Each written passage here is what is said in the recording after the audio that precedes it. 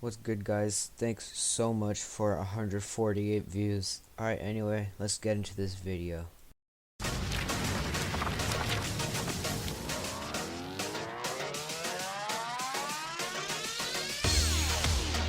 My name is Daniel Kibblesmith, and I am the writer of New Warriors #1. I got interested in the New Warriors later. I remember seeing them on the shelf when I was a kid, picking up comics in the 90s, and just feeling like they were too cool for me. Like I was intimidated by, Night Thrasher who had a blade coming out of his wrist. Whoa, so intimidating.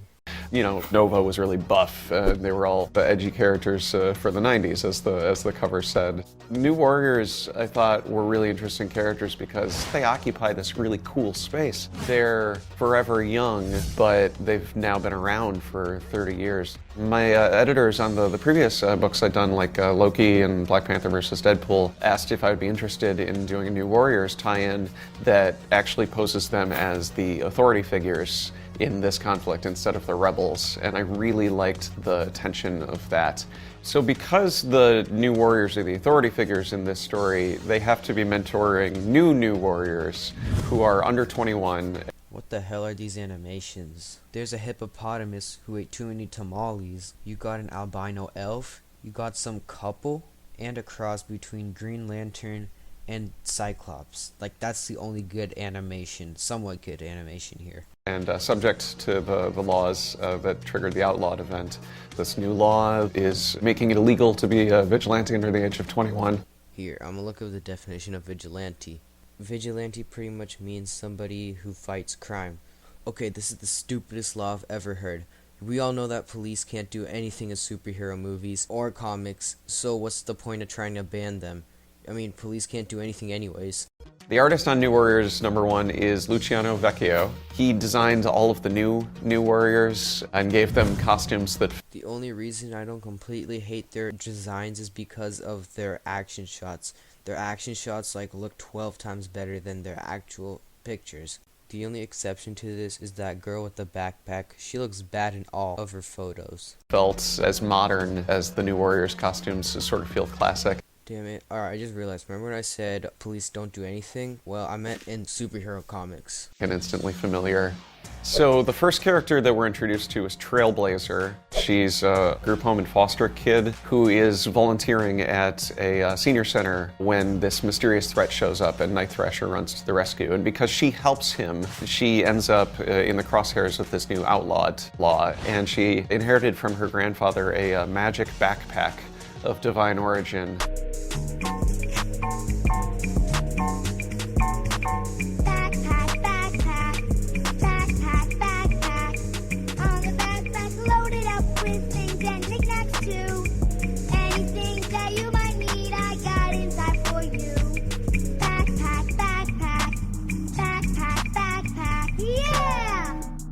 But in all seriousness, that backstory is so bad. A third grader would have made that kind of backstory. A magic backpack, come on. What is this? I thought this was Marvel. We picked the name Trailblazer because she's somebody who charges into action. She knows that she can do some good with this, mysterious gift that she's been given. Yep, That's charging into battle. Wow. Makes sense, doesn't it? She'll probably be panting or wheezing by the time she gets halfway there. Screen time is a internet kid taken to its sort of logical conclusion. As a youth, he was exposed to his grandfather's experimental internet gas. The backstory's okay. Not the best. Not very good. It's okay. It's a little outdated, if you know what I'm saying. And that has patched him permanently into the World Wide Web. The word screen time is only ever used in a sort of restrictive sense, and because we're doing a story about teenage rebels, a lot of the names are about teens fighting against labels that are put on them. So with screen time, we liked the idea that he has infinite screen time. Snowflake and Safe Space are the twins. Okay. I thought they were a couple. Just look at the way they're holding each other. What the fuck? And their names are very similar to screen time. It's this idea that these are terms that get thrown around on the internet that they don't see as derogatory, to take those words and kind of wear them as badges of honor. If you don't know what these terms are, I'm gonna tell you. Snowflake is pretty much somebody who's super sensitive and fragile. Safe space is a place where oversensitive people go to because they can't handle opposing views to their delusions or beliefs.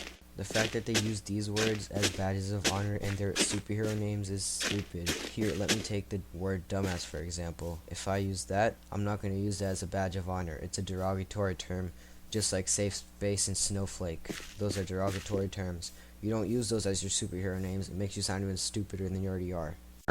Safe space is kind of a big, burly, sort of stereotypical jock. Yeah, it makes sense. Most jocks usually be wearing pink. He can create force fields, but he can only trigger them if he's protecting somebody else. Snowflake is non-binary and goes by they, them. Oh my god, why do we have an LGBT person here? I don't hate them, but I don't think that they're necessary, especially for a damn Marvel comic. And I don't understand those pronouns. The they and them is for multiple people, not for just one person. Hey look, they is happy. The fuck? Snowflake has the power to generate individual crystallized snowflake-shaped shurikens. The connotations of the word snowflake in our culture right now are something fragile. And this is a character who is turning it into something sharp. Snowflake is the person who has the more offensive power, and Safe Space is the person who has the more defensive power. That's a funny joke, especially considering their names. Safe Space is a place where people go because they can't defend themselves. And Snowflake is a fragile object. Could that be defended? In Safe Space, you know, people attack, but they can't really defend themselves. The idea was that they would mirror each other and complement each other. E negative is the goth kid. When he was a baby, he got a rogue life-saving blood transfusion, we assume from Michael Morbius, and now he has a very similar look and very similar vampire powers. B negative also is obviously a pun. It's a blood type, which is great for a vampire character, and it's also a proud ownership of the idea of having a bad attitude. I want the people who read Our New Warriors to feel all of the excitement that they felt if they read the 90s one. I legit won't feel any excitement from this because it's trying to include all these groups. It's so stupid. MCU was so successful because they didn't waste time trying to include gay people in it. Like, for example, in Frozen 2, a lot of people wanted Elsa to be a lesbian. Like, what the fuck is that? What's the point of that? We wanted to have big, colorful characters, personality clashes, romance, a diverse cast, which is something that the New Warriors titles have always strived to make a priority. Every New Warriors comic has always felt like a reflection of the year that it came out. And I don't think we're worried about being dated. I think we're way more interested about it being now.